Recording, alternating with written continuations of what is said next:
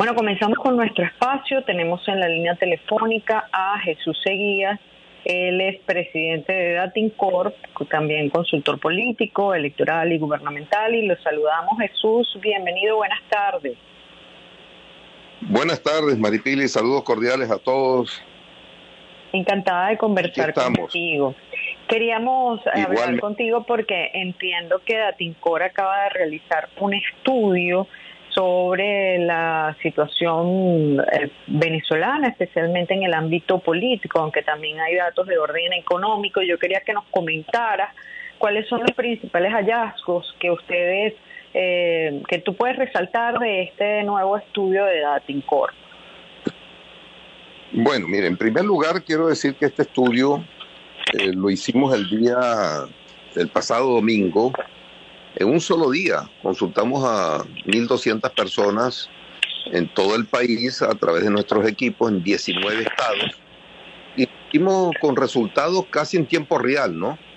Porque creo que es hora ya de irle incrementando la confianza en los estudios diagnósticos por el nivel de desprestigio que ha habido muchas veces con las encuestas, y además de esa herramienta de entregar el resultado en tiempo real, que lo pudo ver todo el mundo en Venezuela, el que quería verlo, y además de eso tuvimos un mapa satelital que permitía ver la ubicación exacta de nuestros equipos de trabajo para que la gente sepa que estamos haciendo las encuestas en el lugar correcto.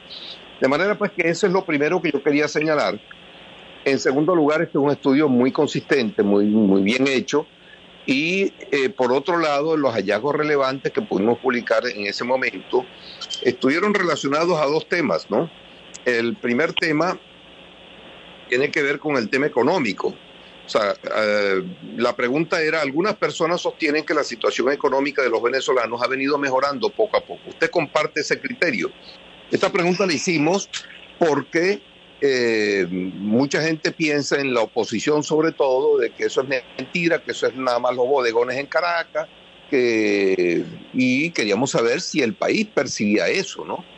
Y entonces encontramos con que el 55% de los venezolanos percibe que sí ha habido una mejoría leve, ¿ok? Pero a mejoría al fin, y que por lo menos se registró un estancamiento de la crisis inmensa que tuvimos en tiempos pasados, y ya el 55% pues, de los venezolanos consideran que sí se está registrando una leve mejoría en el país. Ahora, ¿esto significa que ya el país empezó a transformarse? No, hay muchas cosas por hacer que van más allá digamos, de estos amagos de recuperación que hay. Y además porque mucha gente sostiene, la mayoría, el 57% de los que dijeron que sí hay una mejoría, ellos piensan que eso se debe no al ¿cómo se llama? Al ejercicio del gobierno, a las políticas del gobierno, sino que depende de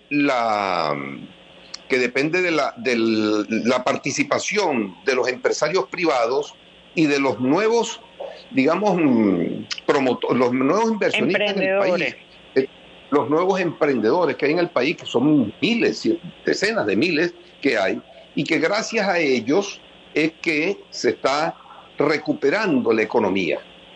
Claro está, eso es hasta un cierto sector, el sector de, digamos, de comercio informal, el sector de producción de algunos servicios, pero si hablamos de grandes industrias, es imposible que se recuperen las grandes industrias en el país mientras no haya una producción mayor de energía, porque en Venezuela no hay electricidad, por ejemplo, para que arranquen de nuevo las empresas básicas de Guayana. No hay electricidad para que arranquen. Volviendo al estudio, Jesús, tú nos decías que eran varios los temas que se habían tocado. Uno era cuál era la percepción de la gente en relación a si Venezuela se está recuperando o se ha estado recuperando o no, y la mayoría de la gente dice que sí nota una recuperación. ¿Qué otros temas se trataron en ese estudio? Bueno, el que causó un gran impacto en el país y ha conmocionado a todo el estamento político el que señala, pues de acuerdo a su criterio, el presidente ideal de Venezuela electo en el 2024 debe ser un líder del chavismo, de la oposición o que no sea de ninguno de los dos bloques. Pues el 63% de los venezolanos sostiene que el próximo presidente de la República no debe ser ni del gobierno ni de la oposición. Más aún, y esto no lo hemos publicado, pero lo vamos a publicar hoy como un hallazgo relevante, es que ¿quiénes son los que prefieren a un presidente que no sea ni chavista ni opositor? Pues encontramos con que un tercio de los chavistas, el 34%, no quiere que el presidente sea chavista. El 44% de los opositores, casi la mitad de los opositores, no quiere que el presidente sea opositor, sino que sea que no sea de ninguno de los dos. Esto es una revelación demasiado, que revela el nivel de descontento que hay en el país con el ejercicio o con el desempeño de los políticos venezolanos, los del gobierno y de la oposición. Y esto debe llamar a la reflexión a ambos bloques, porque, y obviamente eso tiene una explicación muy clara, no hay que hacer un estudio científico y hay que consultar demasiado para entender que el gobierno no lo ha hecho bien y que la oposición tampoco lo ha hecho bien, y eso tiene un costo. Y los venezolanos en este momento le están pasando la factura a los políticos y las condiciones están creadas para que exista en Venezuela un candidato emergente, un candidato que llaman el outsider, como pasó en Colombia con Rodolfo, con Rodolfo Hernández. Y ya pues la pregunta es, ¿va a surgir el outsider? No lo sabemos.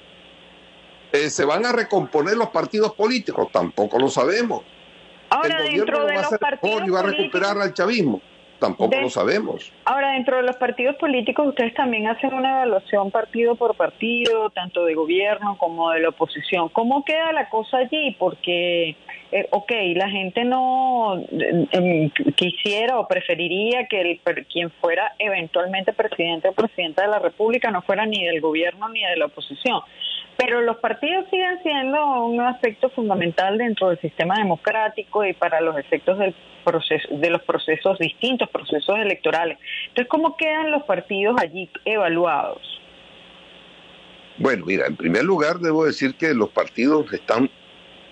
Hay una pregunta que tiene que ver con las instituciones de que generan mayor confianza en el país. Los partidos políticos están en el sótano, con casi el 1% o menos. Para que sepa. Y con respecto a los partidos, encontramos que el PSUV tiene el 24%, encontramos con que Acción Democrática tiene el 7%, Un Nuevo Tiempo 6.5%, le sigue Primero Justicia con 3.8%, Voluntad Popular con el 2.3%, Fuerza Vecinal con 1.8%, Alianza del Lápiz con 1%, 20 Venezuela con 1.6%, y bueno, hasta ahí llega. Pero 48% de los venezolanos no están con ningún partido político. Y como ya vimos, dentro de los que están con esos partidos políticos hay un descontento inmenso en su fila y están hablando, pues ya casi la mitad de todos ellos piensan que el candidato no puede ser de esas filas.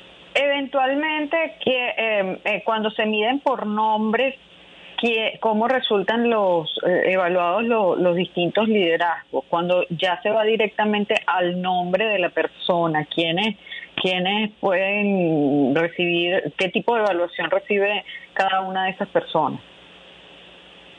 Bueno, en primer lugar debo sostenerte que la mayoría de las personas no tienen, ya voy a buscar las personas aquí que están establecidas.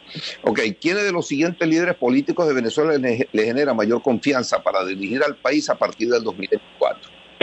Nicolás Maduro, 17%. Manuel Rosales, 9%.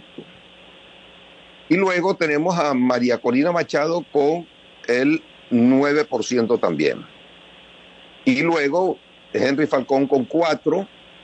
Enrique Capriles con 4%, y bueno, de ahí en adelante todos los demás tienen menos del 2%.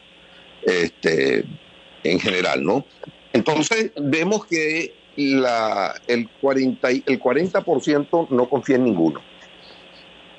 Esto revela el nivel de crisis de liderazgo que hay. Maduro aparece de primero porque, bueno, el chavismo es un voto duro y sin embargo el chavismo tiene 25% y por Maduro están optando aquí, confían en él el 16%. O sea que hay una porción de chavistas que no confían. Es decir, hay una porción de los que se definen chavistas que eventualmente preferiría votar por otro candidato que no fuera Maduro. Sí, ese tercio de chavistas que vimos por allí que no quiere que el próximo presidente sea del chavismo, pues. Chavistas que ya quieren buscar otras alternativas, chavistas inconformes, y eso es hablar de los que son hoy chavistas, para no hablar de los 4.1 millones de votos de electores chavistas que existía cuando Chávez fallece en el 2013, que desaparecieron del mapa, o mejor dicho, no es que desaparecieron, están en el limbo porque la oposición tampoco los ha atraído y ellos quizá forman parte pues de esa mayoría de los no alineados. Cuando ustedes miden en este momento, están midiendo eso que entre comillas llaman chavismo, ¿ustedes los miden por militantes del PSUV? Porque puede haber chavistas que no sean militantes del PSUV, por eso te pregunto, o sea, ¿cómo está medido eso del chavismo? La pregunta es con cuál partido político se sienten más identificados. Pueden ser militantes, como pueden ser simpatizantes, en fin. No es militancia. Claro, pero pueden haber muchos chavistas que no se sientan identificados con el PSUV o que no tengan que ver con el PSUV. O sea, yo conozco montones de chavistas que no militan en el PSUV, pero que son chavistas, pues, pero que no tienen que ver con el PSUV, sí, o no están de acuerdo con el PSUV o lo que sea, pues.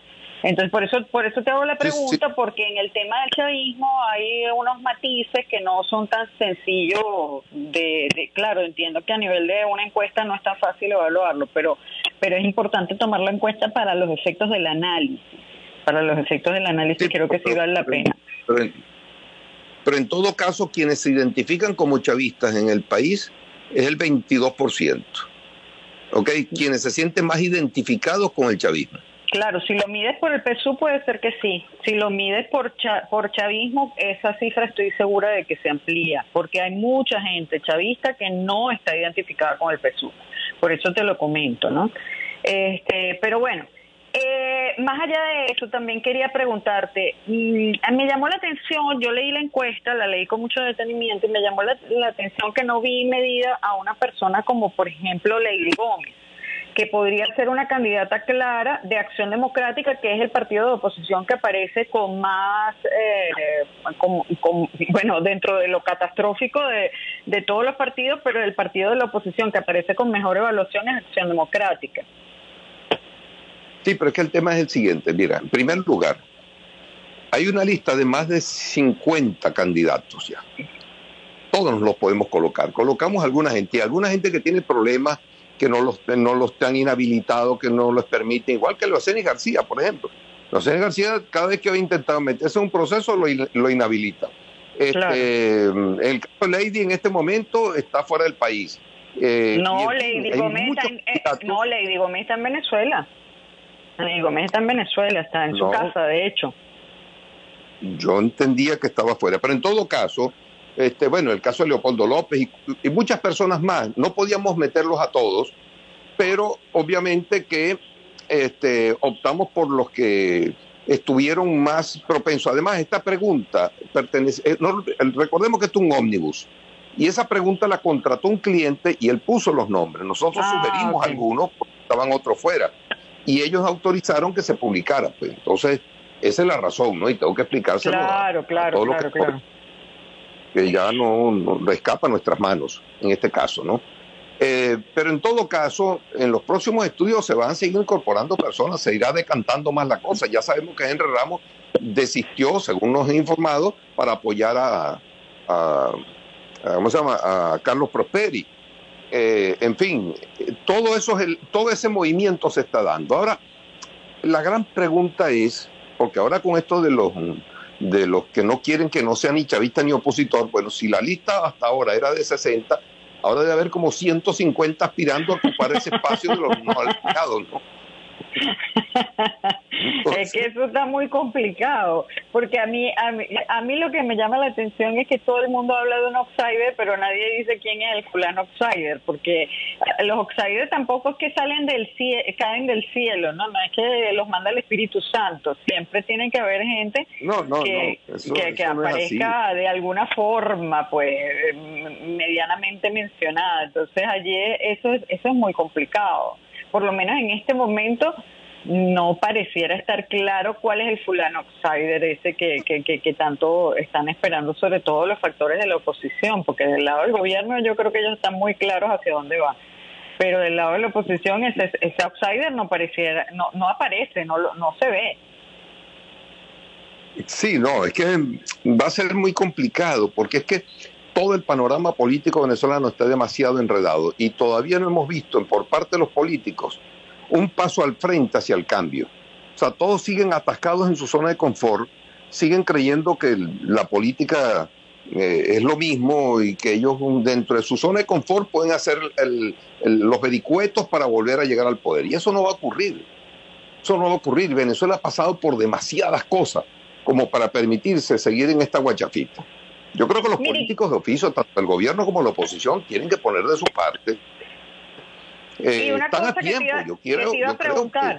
Una cosa que te iba a preguntar, en la encuesta también ustedes preguntan cuál es el principal problema del país o que debería ser atendido en el país, y me llama la atención que no hay una respuesta clara, o sea, no es como, por decir, si esa pregunta se hubiera hecho hace un año, segurito que la mayoría de la gente hubiera dicho que el problema económico, la hiperinflación, por ejemplo, pero ahora parece que se disuelve el tema en un montón de áreas. No sé cómo lo ves tú. Sí, definitivamente, pues los venezolanos están dispersos. El tema de la inseguridad volvió otra vez. Estoy buscando la lámina exactamente dentro de este mare magnum de cosas. Espérate un segundito. Entonces, fíjate, el tema es que la seguridad ciudadana es el 25%.